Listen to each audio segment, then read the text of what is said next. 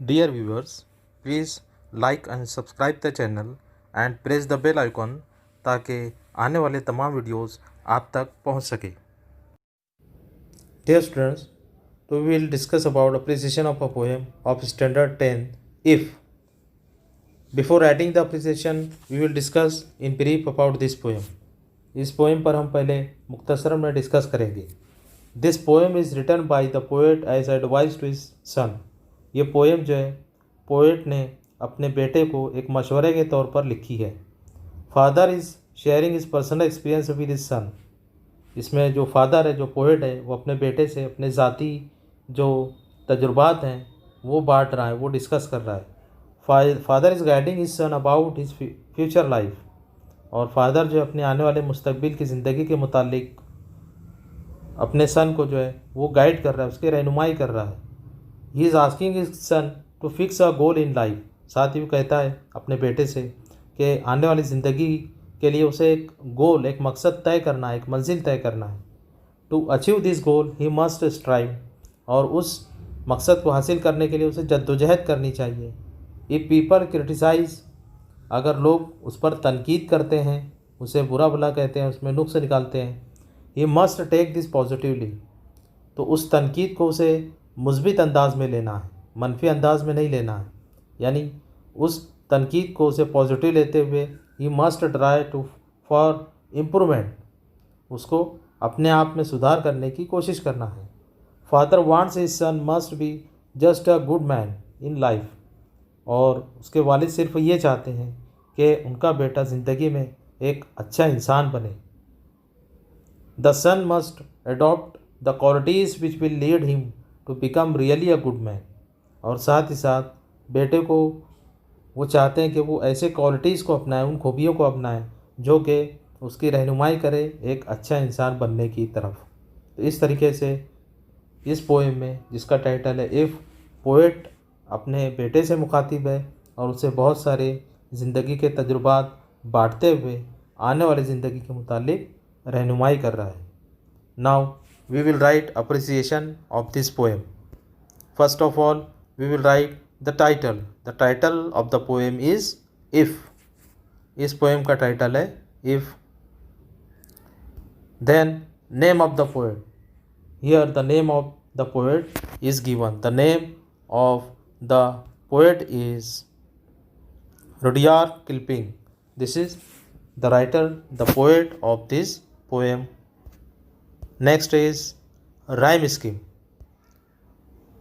First stanza.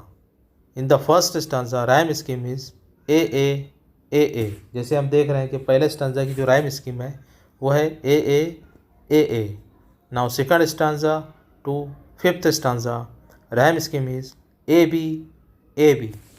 Second से fifth stanza तक rhyme scheme है A B A B. इस तरीके से फर्स्ट एंड बाकी के जो स्टांजाज है उसकी राइम स्कीम यहाँ पर डिफरेंट है, अलग अलग है.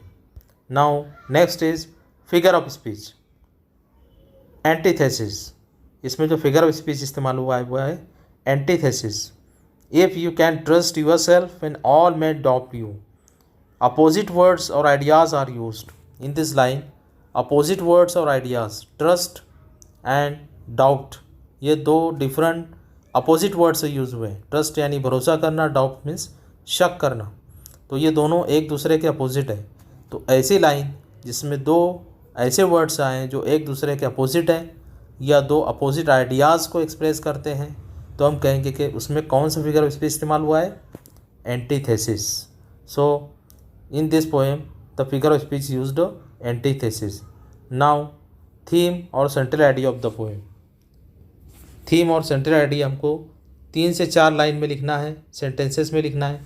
साथ ही साथ ये बात ध्यान रखना है कि हमें थीम या सेंट्रल आइडिया अपने खुद के अल्फाज में, अपने जुमलों में हमको बयान करना होता है. सो central idea of this poem is in this poem, father is teaching important lesson of life. According to father, the son must fix a goal in life.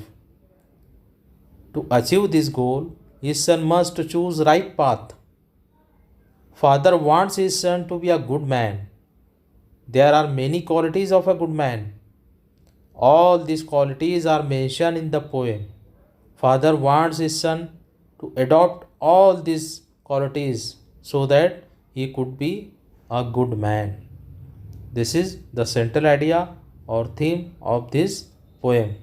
Now, appreciation of the poem जब हम write down करेंगे तो किस तरीके से होगा, finally हम देखते हैं. First of all title, then name of the poet, then rhyme scheme, after that figure of speech, antithesis is used, and then theme और central idea of the poem. इस तरीके से हमारा अप्रिसिएशन तैयार होगा. नाउ पॉज द वीडियो को pause कीजिए और इफ़ पोएम का अप्रिसिएशन अपनी कॉपी में नोट डाउन कीजिए. So thanks for watching this video. Now see you in next session.